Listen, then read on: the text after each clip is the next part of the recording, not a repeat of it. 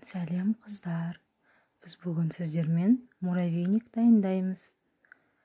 Бізге қажетті заттар 200 грамм сары май ерітілген, жарты кесе құмшекер, жарты шайнек ложка сода, бір жұмыртқа және керегінше ұн қажет. Қамырымызды осылай жұмсақ етіп илеп аламыз.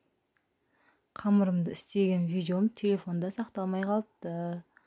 Одан соң қамырымызды осылай жасап, морозильникке 2 сағатқа қатқанынша салып қоямыз. Өте дәмді болып шығады.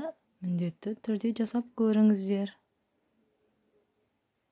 Барлық қамырларымызды осылай етіп морозильникке саламыз. 2 сағат өткеннен соң қамырымызды теркамыздан өткіземіз.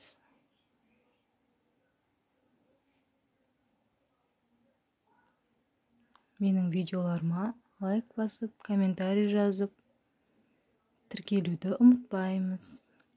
Қызып тұрған пеште 250 градуста 10-15 минут пісіріп аламыз.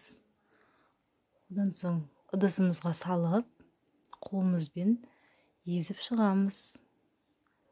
Осылай болып шығады. Үстінен сгущенкамызды салып, араластырамыз. Қолымызбен араластырамыз. Одан соң формамызға шығару үшін стаканымызды суға бір малып алып, ішіне дайын болған қамырымызды салып, формасын шығарамыз.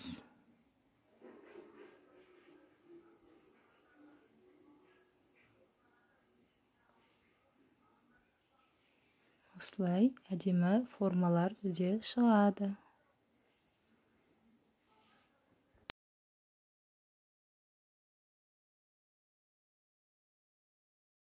Жасалу жолы өте оңай.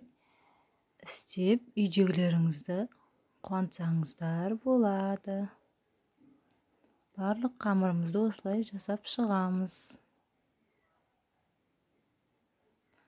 Міндетті түрде әр муравейнигімізді салған кезде стаканымызды суға малып тұрамыз.